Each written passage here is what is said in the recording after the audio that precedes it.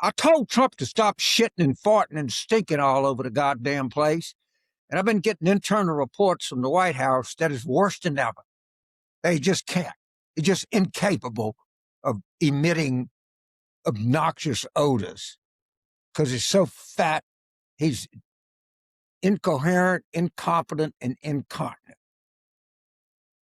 And it just gets worse. And I think he's even inched ahead of Bannon in the stink off. But so I don't really much like people that work in the Trump White House. I really don't feel sorry for them, but they're human beings. And at some level, you got to have some sympathy for fellow members of humanity. I know they don't, but I do. And I'm just a weak, incurable liberal that, doesn't want to see other people suffer any more than necessary. And so I'm going to try to help the people in the White House to get through the day without having to smell his stinky fucking shit all day, him farting all day, his breath, his fatness, his everything else. So we have some tools that I can recommend to you that are in proximity to him. This is one. It's called Imodium. I don't know what the fucking name of it. Lopamide hydrochloride tablets, 2 milligrams, anti-diarrheal. If I got to be on a plane that doesn't have a bathroom or something, I might take. I've been known to imbibe in one or two of these things myself. They work pretty good. Now, of course, he ain't gonna take them, but they're not very big tablets, as you can see. There's this little white booger here. Now, I wouldn't normally advocate giving somebody a drug without their consent, but I don't think it's a particularly dangerous drug. Maybe you could put it in his morning Big Mac and he wouldn't know the difference because he'd wolf it down so fast you wouldn't know if he put sulfuric acid in there, but this doesn't have a very negative taste. And it could give you, I don't know, six hours worth of relief. Now, don't give him too much because one of the, things they say is that if you take too much of this, we know that he's got, cardiovascular disease, neurological disease, about every fucking thing you can have. You read what the good doctor said about, he thought he might even have stroke, but that's not, we don't want to call it. One thing I don't want, understand this, I don't want Trump to be ill.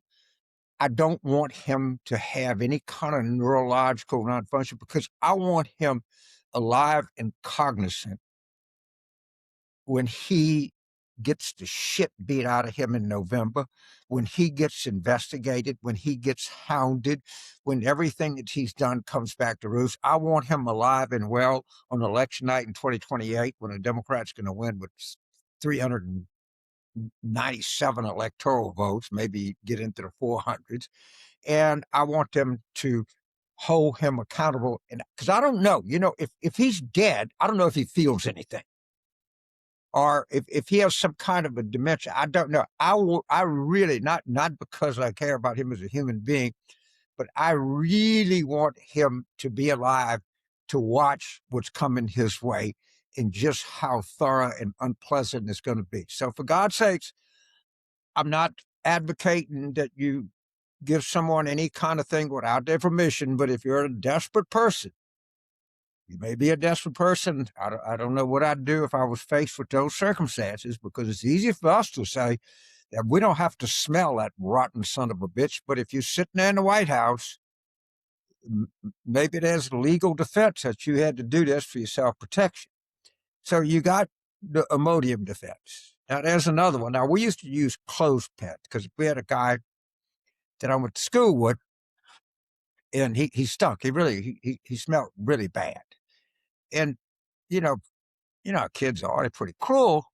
And we used to use clothespins because clothespins were commonplace when a very elderly person, when I was young, people actually had a clothesline.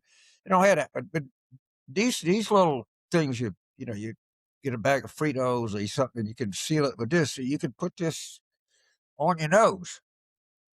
and maybe you're at a staff meeting or something, and you can't take it anymore. You just put this on your nose, and people will see it, and you'll give a signal to other people that you don't have to smell this stinky motherfucker anymore. So you got two things. One is Imodium, and one is just clear. I'm trying to help you. I know you're desperate. I know you get home and you're gagging and you can't believe how bad the man smells, but I can't do anything about that. The only thing that I can do, I know how small that West Wing is in the White House. In other words, you can't escape that kind of shit. God forbid if Steve Bannon ever went in there. Oh my God, people falling out on the floors. So I want you people who are caught in the White House have to smell this shit every day to know that James Carville is offering you some tools. Maybe it won't be totally effective to deal with this. But for God's sakes, don't do anything that would impair this man's overall health or his cognitive ability, because I want him to be very cognitive when he watches his fat fucking ass go down and be humiliated and be exposed for what he is. I want to see when these Democrats get back in the House, and yes, they're going to get back in the Senate.